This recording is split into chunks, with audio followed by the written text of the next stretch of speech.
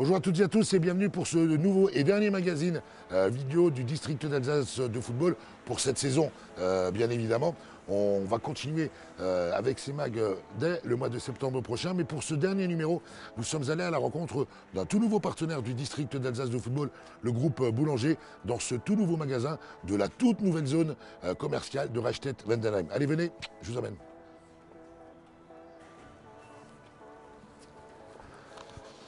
Voilà, bienvenue chez Boulanger dans ce nouveau magasin ici à Reichstedt où nous sommes accueillis par Cécile et Luc. Bonjour à vous deux.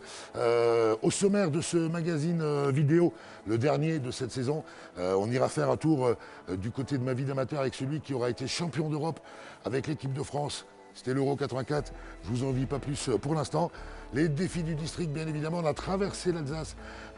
Nous étions du côté de Wörth il y a quelques jours de cela. On fera bien sûr plus ample connaissance avec nos amis de chez Boulanger. Autre partie importante dans ce magazine, ce sont l'entretien de vos terrains en fin de saison et les travaux d'été. On fera un clin d'œil avec l'œil du pro et nos amis de chez CSE. Bien évidemment, cette saison vient de se terminer, mais toutes les équipes du district d'Alsace de football ont travaillé depuis de longues semaines pour préparer la nouvelle. On fera le point sur les compétitions à venir. Et puis enfin, cette opération qui nous tient en haleine depuis quelques mois maintenant, on fera également un point sur, au service de votre réussite, l'opération destinée aux jeunes concernant l'apprentissage et l'alternance. Pour démarrer ce mag du mois de juin, nous avions fait du foot-golf il y a quelques semaines. Et bien, ce mois-ci, avec la complicité des jeunes du FC Oswald, on va aller faire du golf-foot.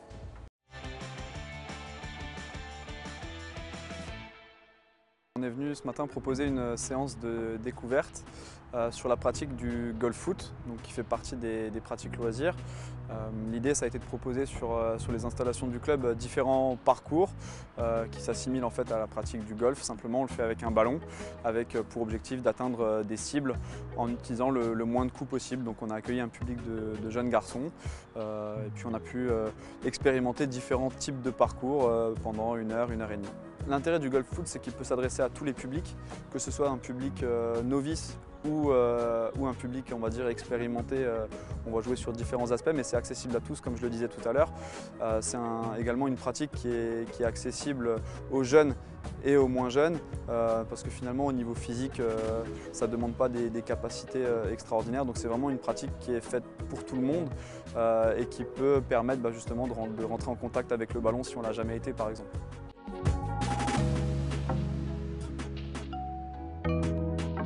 Alors d'abord il y a, je dirais, le côté un petit peu plaisir, le côté émotionnel, parce que ça sort un peu du cadre de la séance habituelle où on va faire un petit peu quelque chose de différent. Donc il y a ce côté un peu nouveau, ce côté un peu ludique. Ça c'est le premier aspect, l'aspect un peu compétition qu'on a mis en place avec les garçons qui crée de l'émulation et puis crée une ambiance sympathique, donc c'est toujours hyper convivial. La deuxième chose par rapport aux enfants, c'est qu'il n'y en a aucun qui est en situation d'échec, c'est-à-dire qu'ils vont tous être en capacité de réussir le parcours, avec certes peut-être des coûts supplémentaires, mais ils vont tous réussir à finir leur parcours. Et ça, d'un point de vue psychologique pour l'enfant, c'est super intéressant.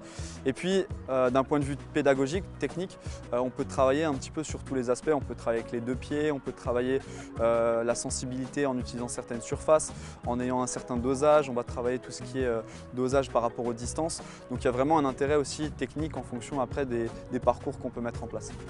Ça a énormément plu parce qu'il y a un côté vraiment de confrontation, mais pas directement physique sur le terrain. C'est plus celui qui a fait le plus ou le moins de coups, et puis c'est super ludique parce qu'il y a un objectif déterminé à la fin.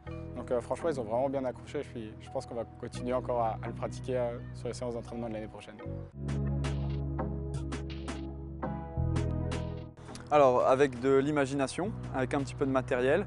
Le matériel de base, c'est évidemment d'avoir des cibles, d'avoir des ballons, et puis ensuite tout le matériel pédagogique à disposition de l'éducateur. Ça peut être des piquets, ça peut être des cônes, ça peut être des obstacles naturels aussi en fonction de l'infrastructure dont le club dispose. L'idée, c'est de faire parler son imagination en proposant des choses variées sur de la précision, jouer sur les distances et jouer aussi avec l'environnement des installations, avec peut-être des surfaces surfaces un peu différentes ou des obstacles comme des mains courantes ou des buissons, ce genre de choses. Alors, au niveau logistique, c'est vraiment très simple. Là, on a eu la chance de profiter de matériel qui est vraiment adéquat, donc avec des petites jupes, des petits piquets avec le drapeau en haut pour noter le numéro du trou. Mais on peut très bien le mettre en place avec juste un cerceau, un plot, des haies, vraiment ce qu'on a tous en club, donc ça peut vraiment être très facile à mettre en place et puis j'invite tous les éducateurs à essayer.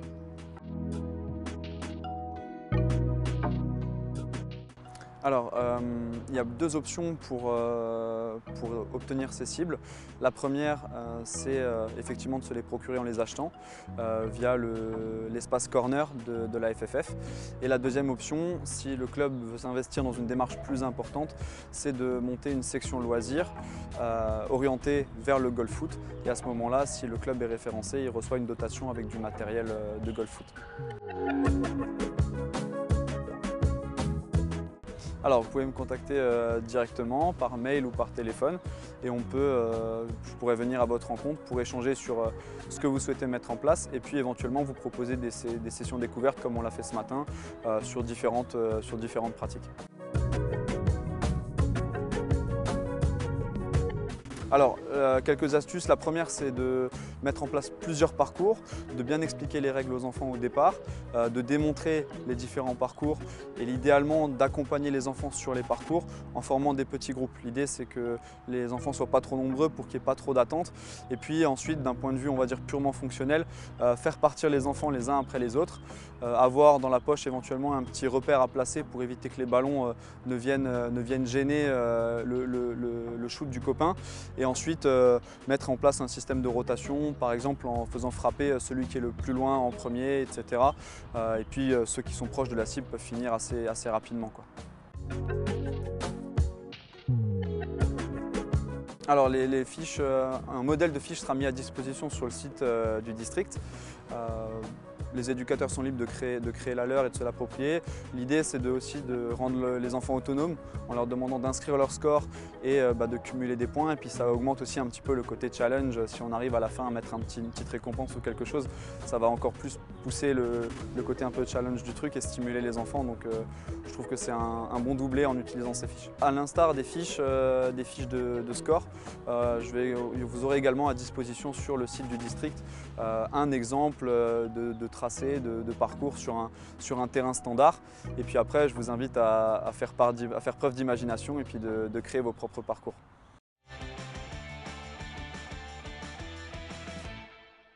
Allez, en plein cœur de cet Euro 2020, en ce mois de juin 2021 et devant ce mur d'écran, en plein cœur du magasin Boulanger, pour la rubrique Ma vie d'amateur, on est allé voir celui qui a été champion d'Europe avec l'équipe de France. Il est alsacien. Je vous laisse découvrir Ma vie d'amateur 2. Réponse en images.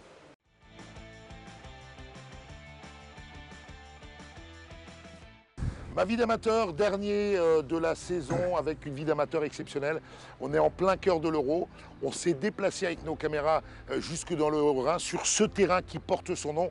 Et moi, je suis très très heureux de faire cette vie d'amateur avec celui qui, en 1984, beaucoup d'entre vous n'étaient pas encore nés, avait remporté l'Euro avec l'équipe de France. On est sur ses terres, on est sur son terrain.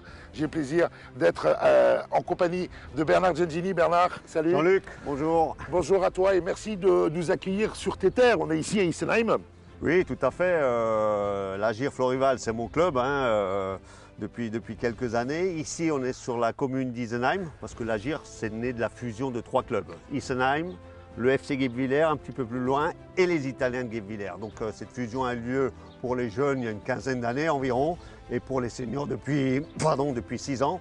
Et depuis 6 ans, effectivement, j'ai pris la présidence de ce club-là. Voilà, l'Agir Florival. Voilà, tu es président de ce club. Alors, on en a parlé il y a quelques secondes, avant de revenir sur tes premiers pas de footballeur amateur, puisque c'est le thème de ce reportage. Ça fait quoi d'avoir un stade qui porte son nom de son vivant? Une grande fierté, effectivement, quand ce stade a été inauguré maintenant il y a déjà quelques années. C'était une fierté pour moi par rapport à mes parents. Effectivement, mon papa m'a dit, tu vois, j'aurais pas au moins mon nom au cimetière, je l'aurais également ici de gravé. Donc c'était un moment émouvant, et puis pour mes parents, je le redis, ouais, une fierté, une appartenance, et eux qui ont toujours habité dans ce village-là. Donc pour eux aussi, c'était une reconnaissance et ils étaient vraiment très très heureux. C'était une journée particulière pour moi. Alors un papa qui était mineur, tu m'as dit Oui. tout à l'heure, un papa mineur mais qui t'emmenait au football juste à côté là à Guebwiller. Est-ce que tu te souviens de tes premiers pas de footballeur amateur du côté du FC Guebwiller? Oui, alors pourquoi à Guebwiller et pas ici? On peut se poser la question aussi parce qu'à l'époque, il n'y avait pas encore dans tous les villages des sections de jeunes, notamment des sections de tout jeunes parce qu'ils m'ont amené à Guebwiller vers l'âge de 8-9 ans. Et oui, j'ai un souvenir de cette première séance. J'arrivais, j'étais tout menu, tout chétif et je ne sais pas, il y avait des Metzing Balls ce jour-là. C'était un peu étonnant. Aujourd'hui, on ne retrouverait plus des Metzing Balls dans des catégories aussi jeunes. Et je sais que j'ai trouvé ces Metzing Balls très très lourds. Voilà. Et puis après, bien sûr, au fil du temps, je me suis adapté et j'ai fait de toute façon tout mon parcours de jeune jusqu'à l'âge de 16 ans. Où ensuite je suis parti au FC Sochaux. Alors on va pas parler du FC Sochaux qui effectivement t'a lancé dans le monde professionnel, mais on va parler de ces années à Guebwiller où vous aviez quand même une belle équipe, vous avez trusté bon nombre de titres de champion d'Alsace.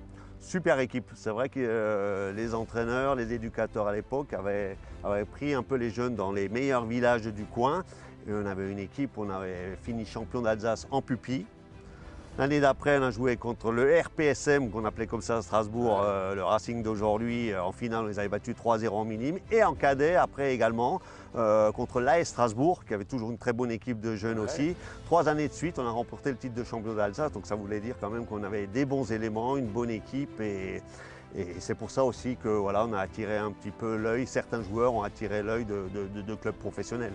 Et Bernard Gengini, amateur, c'était également un membre des équipes d'Alsace de l'époque. Oui, aussi bien sûr, cadet d'Alsace, avec un beau parcours. À l'époque, les dirigeants d'Emut, Jackie, enfin j'en oublie plein d'autres, mais un beau parcours aussi. On avait été jusqu'en demi-finale. On avait été éliminé par la Lorraine, futur vainqueur de cette compétition-là. Ah, déjà à l'époque, ils nous embêtaient des Lorrains, donc on va pas revenir là-dessus. Alors Bernard, tu es un vrai Alsacien, on a presque tendance à l'oublier. Sauf le nom. Oui, sauf le nom. Oui, Gengini, c'est pas très alsacien, Ouais. mais tu es né ici, dans cette vallée de Guebwiller. Le Racing, ça s'est pas fait parce que Sochaux, à l'époque, était juste plus rapide que les dirigeants de l'époque. Oui, tout simplement. Le Racing s'est réveillé un petit peu trop tard quand il a vu qu'avec Thierry Meyer, un autre joueur ici du Cru aussi, qui habitait dans un village à côté, et moi-même, on a été supervisé et recruté par le FC Sochaux. Donc la logique aurait voulu qu'on parte dans l'autre direction côté Racing, mais voilà, ils ont été plus rapides et le Racing à ce moment-là n'était peut-être pas organisé comme ils le sont aujourd'hui, parce qu'aujourd'hui ils sont vraiment bien organisés au niveau du recrutement et des équipes de jeunes. Et donc voilà, c'est pour ça que je me suis dirigé sur Sochaux. Alors est-ce que c'est pas un regret pour toi en tant qu'Alsacien? Je sais que tu es un vrai supporter du Racing, on se voit régulièrement dans les travées de la Méno quand on pouvait encore y aller. Est-ce que quand on est Alsacien, est-ce que c'est pas un crève-cœur de ne pas porter la tunique bleue du Racing? La logique aurait voulu que je la porte, mais après, voilà, Sochaux a fait ce qu'il fallait au moment voulu. Ils ont été intéressés, on a fait des stages. Et puis voilà, je ne sais pas pourquoi à l'époque le Racing ne m'a pas sollicité, même pas pour aller faire peut-être un essai ou quelques jours d'essai avec la catégorie et le groupe des cadets à l'époque. Donc voilà, non, pas un regret, peut-être ça aurait pu se faire par la suite. Mais après, on est plutôt devenu un peu adversaire. Après, je suis devenu directeur sportif à Sochaux. Donc les matchs après contre le Racing, c'était toujours un match particulier pour moi. Mais bien sûr, on avait envie que ses propres couleurs l'emportent. Et voilà, c'est la vie qui a fait que voilà, je suis allé du côté de Sochaux, qui est en distance un petit peu plus près C'est vrai, en plus, d'ici que Strasbourg. Mais voilà, c'est les circonstances qui ont fait cela. En tout cas, une carrière extraordinaire que celle que tu as faite. Alors dans l'ordre ou dans le désordre, Sochaux, Saint-Étienne, Marseille, Bordeaux, le Servette de Genève et bien évidemment Monaco. Mais surtout, et on est en plein mois de juin au moment où nous enregistrons cette interview, on est en plein cœur de l'Euro avec un titre, le premier titre de l'équipe de France. Raconte-moi cet Euro de 1984, mon cher Bernard. Une grande aventure, puisque déjà cet Euro se déroulait en France.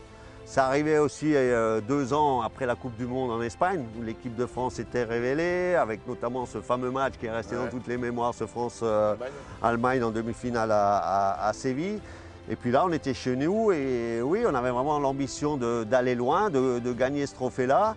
Et ça n'a pas été sans embûches, notamment le premier match déjà contre les Danois. On marque vers la fin un but de Michel Platini. La demi-finale n'avait pas été simple non plus contre les Portugais, où il avait fallu revenir au score après avoir été mené 2-1. Et puis la finale, c'était pas un grand match, mais voilà, on a fait l'essentiel. On a marqué sur un coup franc de Platini avec la fameuse Arconada, Oui, personne n'a oublié. Ouais. Et puis moi je rentre à 15-20 minutes de la fin aussi, il y a tout de suite un expulsé, Yvon Leroux se fait expulser. Donc 1-0 c'était pas gagné à 10 contre 11.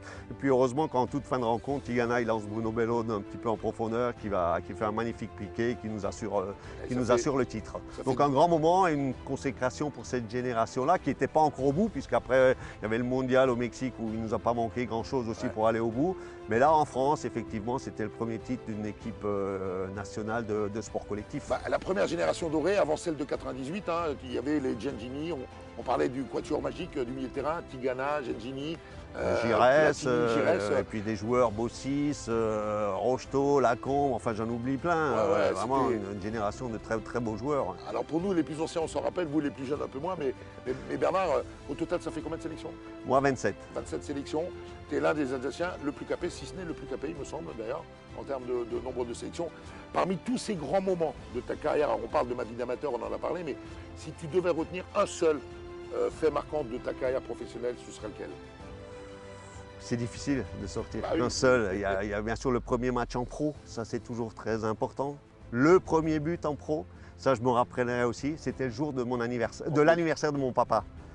Inoubliable. Le premier but à Lyon, je me souviendrai toute ma vie de ça. C'est le plus beau cadeau que je pouvais lui faire. Après, bien sûr, la première sélection aussi, ça c'est un moment, c'est un rêve qui se réalise de porter le maillot bleu.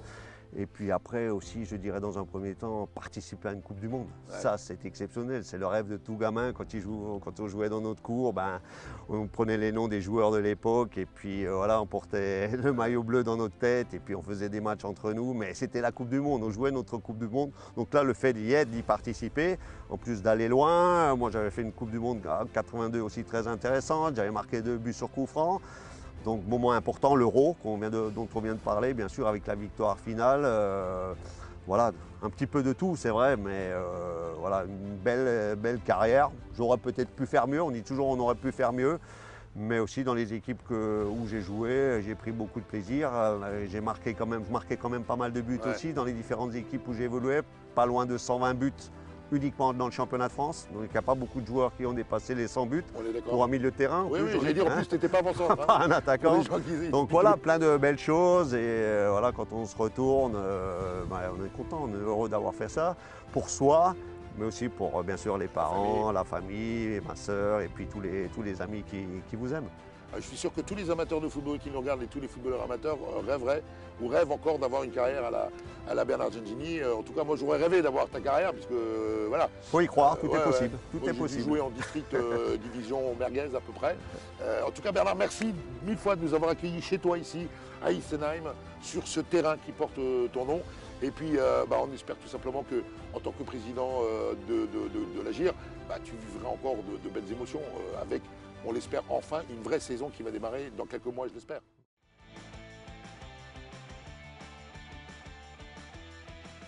Quelle carrière que celle de Bernard Gengini qui aura tout connu et qui aura été champion d'Europe avec les Bleus. J'espère que les petits Bleus de cette année vont nous faire ce plaisir également. Alors il n'y a pas que des écrans géants, des écrans plats, des télés chez Boulanger. Il y a également tout pour la cuisine, pour cuisiner comme un chef, un peu partout en Alsace. À propos d'Alsace, nous on a poursuivi notre petit périple à travers les territoires du district d'Alsace de football. On est allé du côté de l'Alsace du Nord, plus précisément à Wörth, pour un nouveau défi du district d'Alsace de football. Alors, est-ce que Schaffhouse va rester en tête? Ungersheim, second, et l'entente sportive Westhousz-Utenheim, troisième. La réponse en images.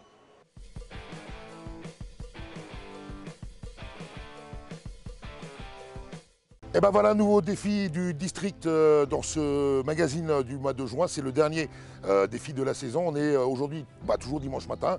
On est content parce qu'on n'a plus de masque, donc on est très heureux. On est reçu ce matin par l'AS Wörth, ici à ma gauche, qui va affronter le FC Lamperschlort-Merkwiller. J'y suis arrivé, parce que ça, il faut quand même prendre son élan pour dire Lamperschlort-Merkwiller.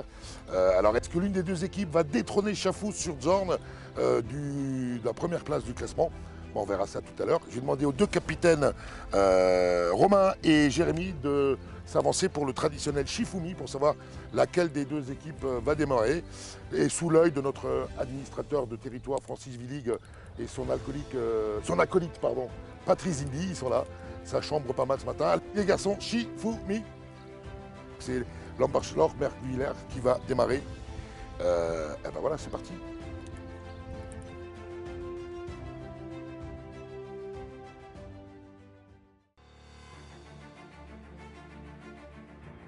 Le premier, c'est parti. Pour le FC Lampachelor Merguiller avec Rémi Montel. Il a oublié que c'était chronométré, il fait sa vie tranquille, peinard. Qu'est-ce qu'il va nous faire, le Rémi?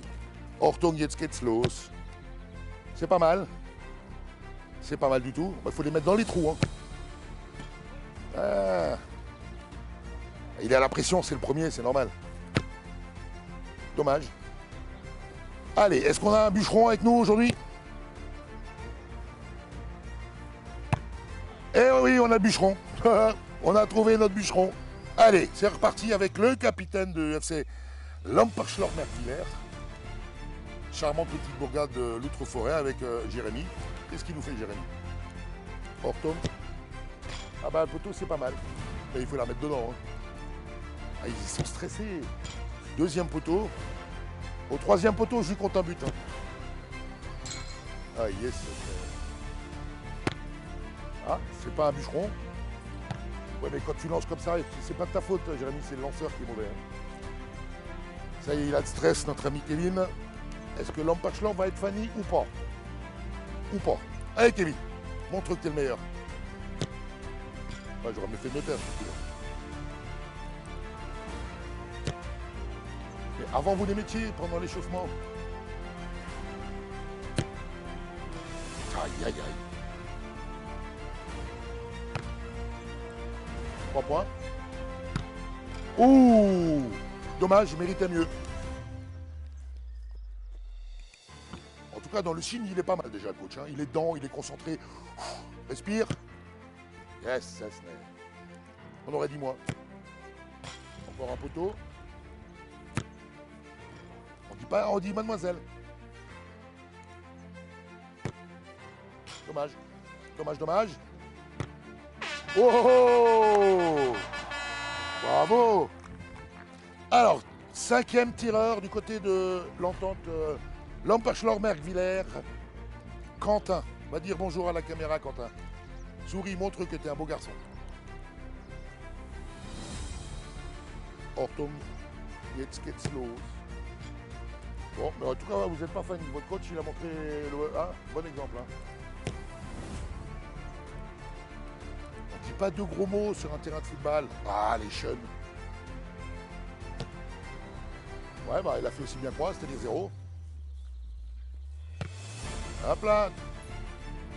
Oula, je le vois. Alors, pour l'instant, Chafous sur John n'a rien à craindre. Parce que pour l'instant, bah, ils ont à 5 points. Nos amis de Lampachelor Merguiller, 5 points. C'est pas mal. En plus, c'est le coach qui a marqué les 5 points. Est-ce que l'Icevert va faire mieux? Réponse en image tout de suite. Allez, l'Icevert va-t-elle détrôner le Chafous sur Zorn avec Arnaud? Alors, s'il est aussi bon qu'à l'échauffement, ça va faire mal. Ouais, bah, pour l'instant, c'est mal parti. Hein. Ja, was ich spiele. Parce qu'on est en Alsace du Nord, donc il faut parler alsacien. Et ben voilà, un point. Ils ne sont pas Fanny non plus. Et 2 points. Oh, lec. Non, mais ça, c'est parce que le président, il offre la tournée à chaque fois qu'il marque un but. Dommage, dommage. Dommage. Ouais, c'est pas mal. 2 points. Allez, Anto, montre-nous ce que tu sais faire avec ton pied droit. Oh, bah oui, facile. 1 point. Non, tu l'as loupé ton coéquipier. Il faut dégommer la tête, faut pas tirer sur le poteau. On dit pas de gros mots sur le terrain de football. Pour l'instant, on n'a qu'un bûcheron. Ah bah, c'est mort. Bon, ça fait un point quand même. Hein. Orton. Qu'est-ce qu'il va nous faire? Brian.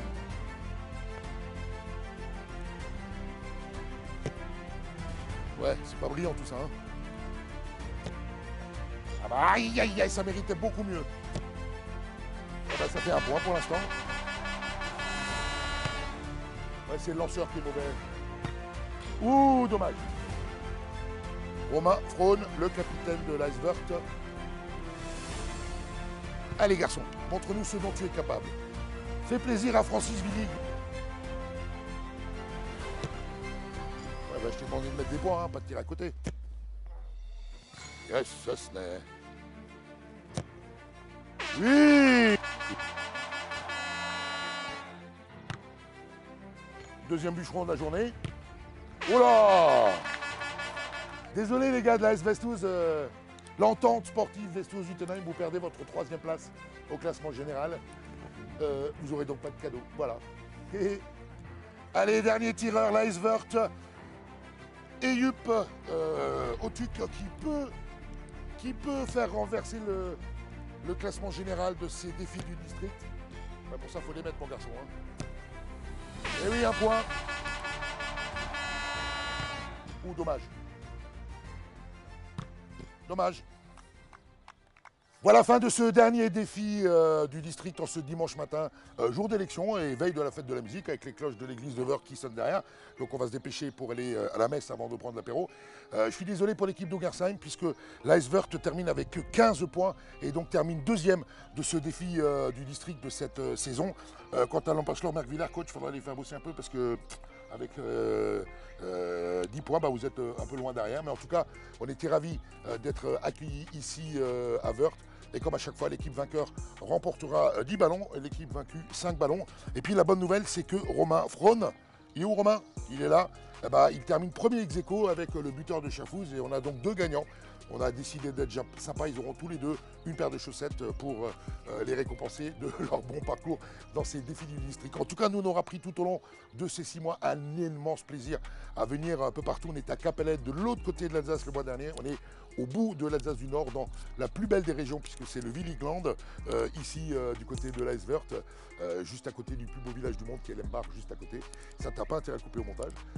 En tout cas, merci aux 2 équipes d'avoir joué le jeu, merci aux 2 équipes d'avoir de l'humour, merci à nos équipes, c'est pas les meilleures, mais c'est les celles qui étaient disponibles ce matin.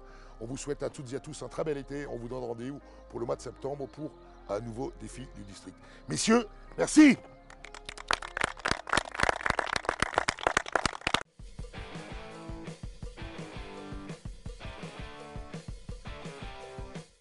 Et bien voilà, ce dernier défi du district aura consacré l'équipe de Wörth qui dépasse sur cette dernière étape le club de Douglasheim et se hisse ainsi à la 2e place du classement général des défis du district d'Alsace de football. On en refera dès la reprise au mois de septembre, ne vous inquiétez pas. Nous, on poursuit notre immersion dans ce tout nouveau magasin boulanger, dans la toute nouvelle zone de Reichstätt-Vendenheim, avec d'une part Cécile Schmitt, qui est directrice de ce magasin, et Luc Jeunet, qu'on présentera un tout petit peu plus tard. Cécile, dis-nous en quelques mots, le groupe Boulanger, c'est quoi ?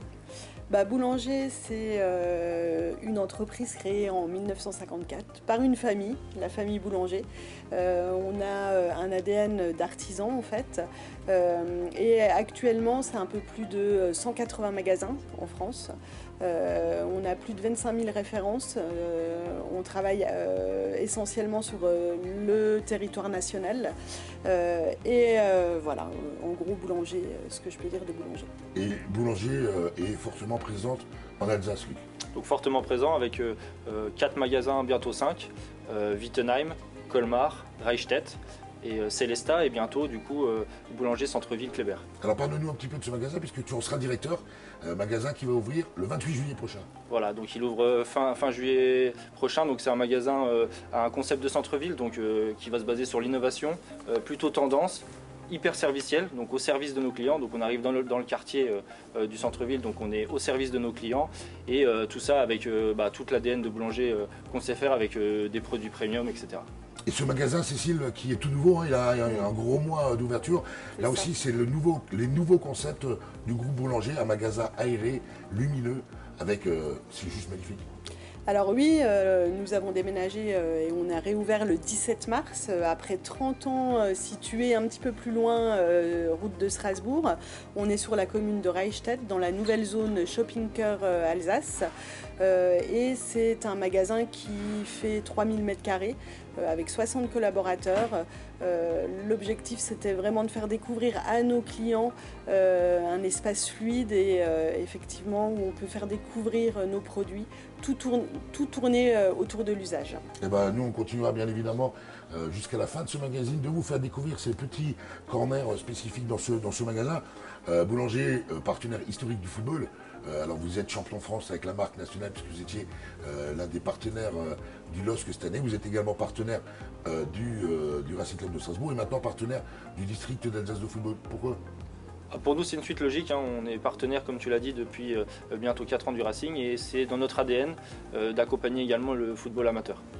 Et puis je peux vous dire qu'avec les équipes de Boulanger, on a plein de surprises pour la prochaine saison avec une bombe qui va éclater vers la mi-août avec nos amis du groupe Boulanger. Cécile, Luc, merci. Merci à toi. Jean-Luc. Nous on poursuit ce mag vidéo du mois de juin avec un nouveau sujet, l'œil du pro avec nos amis de chez CSE. On a vu les travaux qu'il fallait faire sur les terrains de football en automne, en hiver, au printemps. Nous allons maintenant vous faire découvrir les travaux qu'il faut faire dès la fin de saison et les travaux d'été avec la tonte, le plaquage, l'arrosage. C'est parti, l'œil du pro avec CSE.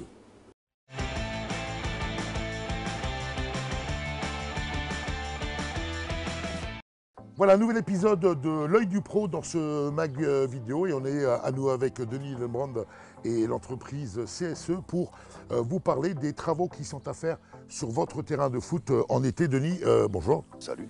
Denis, un terrain, ça s'entretient tout au long de l'année. Dis-nous quels sont les travaux indispensables à faire en été sur les terrains de football. La première, c'est que c'est un carottage qui est important pour planifier le sol. C'est-à-dire qu'il y a des louchers qui rentrent dans le sol entre 180 et 300.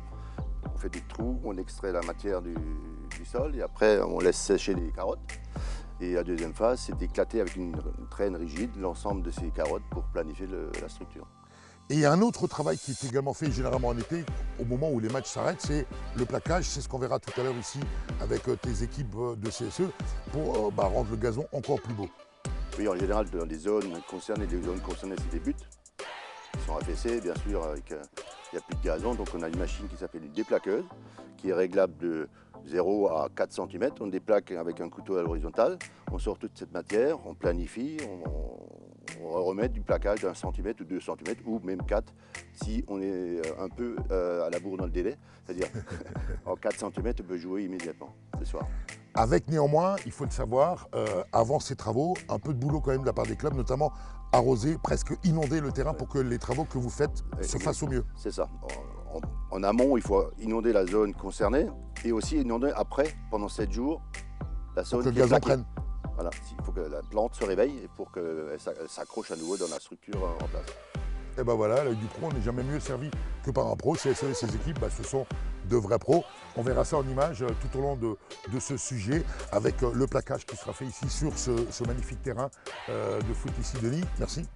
De rien.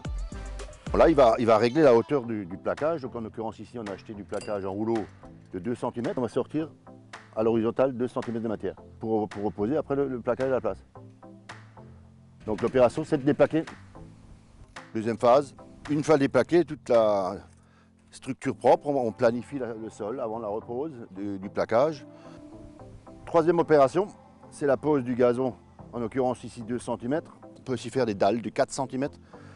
L'avantage des 4 cm, c'est que le soir même, vous pouvez jouer. Là, en l'occurrence, il faut attendre 7 jours. Une fois posé, il faudra inonder, je dis bien inonder et non arroser, pendant 7 jours cette surface pour que le gazon reprenne l'enracinement. Pour terminer aussi, ce qui est important, c'est la tonte. Donc il faut absolument, en période de pousse comme maintenant, tonte 2 fois par semaine avec des couteaux très bien affûtés. Et donc 2 tontes par semaine, forcément, ça donne un affûtage par semaine. Ce qui est très très important, c'est l'affûtage. Le brin doit être coupé à sec pour éviter ce problème d'effiloche. En fait, quand la lame n'est pas coupée, le brin est effiloché, il devient tout blanc. Donc essayez de faire en sorte que les lames soient affûtées 1 fois par semaine. Voilà, on vient de le voir, les travaux de plaquage sont en cours de finalisation ici sur ce terrain. Mais l'été arrive, pour beaucoup de clubs, ça va être entre guillemets les grandes vacances. Par contre, Denis, il n'y a pas de vacances pour l'entretien du terrain, il faut continuer et continuer encore à les entretenir. Oui, Jean-Luc, en fait, là, la gestion de l'eau est importante, donc il faut arroser la meilleure température, la plus basse, ça veut dire entre 4 et 6 heures du matin. 3 fois par semaine, ils montent copieusement et pas tous les jours parce que sinon le gazon c'est quelque chose de feignant. La racine se retourne et va provoquer bien sûr des arrachements des premiers matchs. Donc il faut arroser copieusement 3 fois par semaine, c'est mieux que tous les jours. Et ben voilà, c'est l'œil du pro, avec les pros que sont CSE et ses équipes. Denis, merci. On se retrouve en automne pour les travaux d'automne. Exactement.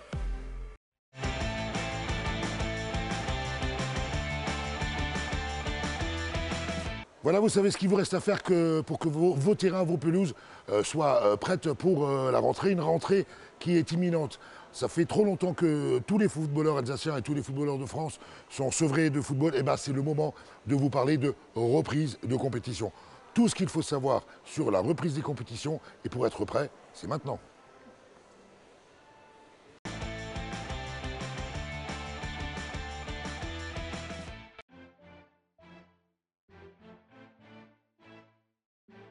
Pour la pré-saison, on est actuellement dans la phase d'engagement, qui se déroulera jusqu'au 10 juillet pour l'ensemble des compétitions de district, avec une exception pour les dernières séries des jeunes, U13, U15, U18, ainsi que pour le foot d'animation, pour lesquels on sera bien plus souple et on pourra s'inscrire jusqu'au 20-30 août.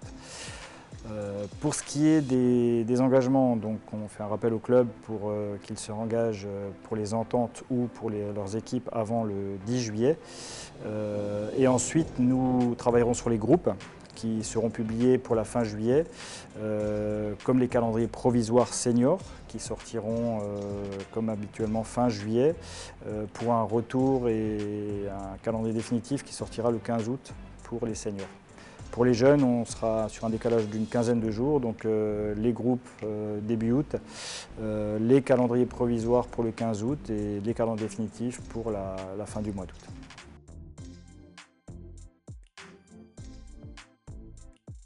Les calendriers généraux, on va essayer de les transmettre au club la semaine prochaine, donc première semaine de juillet, entre le 5 et le 10 juillet, pour qu'ils soient informés de l'ensemble des dates de la saison prochaine.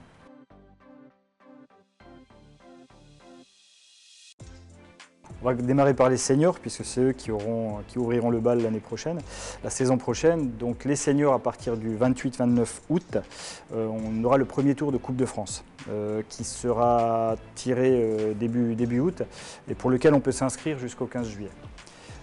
Ensuite, on enchaînera pour les seniors les week-ends 4-5 septembre avec du championnat, et 2 week-ends de coupe qui se suivront les 11-12 septembre et 18-19 septembre. Pour les jeunes, donc on démarrera le 4 septembre avec la Coupe Gambardella pour les U18. Les U18 seront concernés par le championnat le week-end du 11-12 septembre. Les U13 et U15 reprendront ce même week-end 11-12 septembre pour la Coupe et enchaîneront avec le championnat la semaine suivante. Les U11 recommenceront le 18-19 septembre avec une journée de rentrée. Et enfin, le foot d'animation U7, U9 débarrera le 25 et 26 septembre. On parle des garçons comme des filles chez les jeunes. Une petite précision, c'est que pour les seniors, les filles seniors reprendront le 4 et 5 septembre. A priori, par le championnat, il n'y aura pas de tour de coupe pour elles au mois d'août.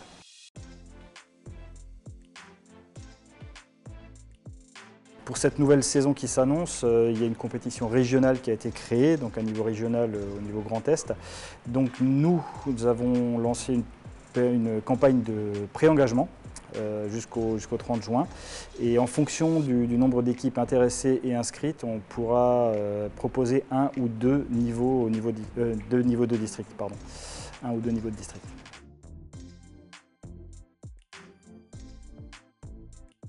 Alors aujourd'hui, nous avons uniquement des dates qui nous ont été communiquées par la Fédération française, c'est-à-dire que U11, 18-19 septembre et U7, U9, 25-26 septembre, que je l'ai dit tout à l'heure.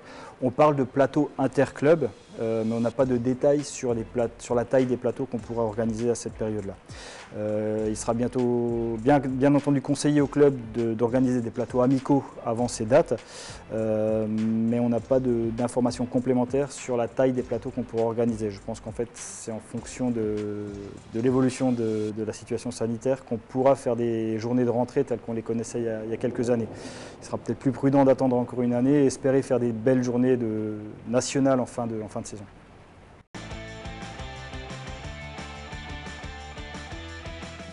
Alors, comme vous tous, nous aussi, on a envie de vous retrouver autour des terrains, mais vous le savez, et on en est persuadé, du moins on l'espère, c'est pour bientôt.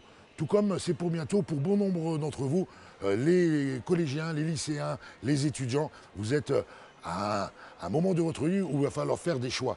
Vous le savez, le district d'Alsace de football a lancé sa grande plateforme qui regroupe bon nombre d'offres d'alternance, bon nombre d'offres d'apprentissage et bien évidemment bon nombre de formations au service de votre réussite.fr.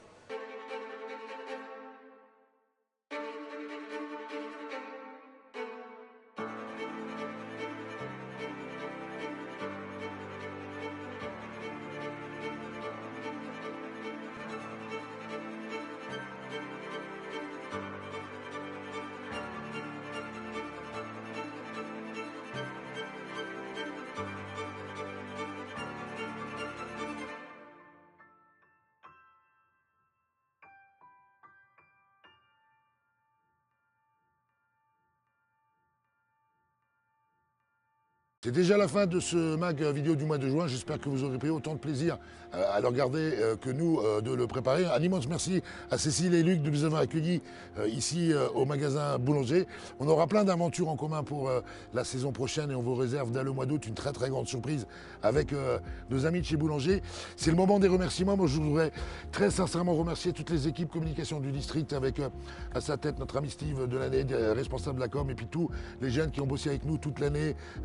Marion, Noémie, Léonard, Inès, merci à tous pour leur implication dans la qualité des sujets qu'on a pu faire. Il ne me reste plus qu'à vous souhaiter un très bel été et rendez-vous dès la mi-août.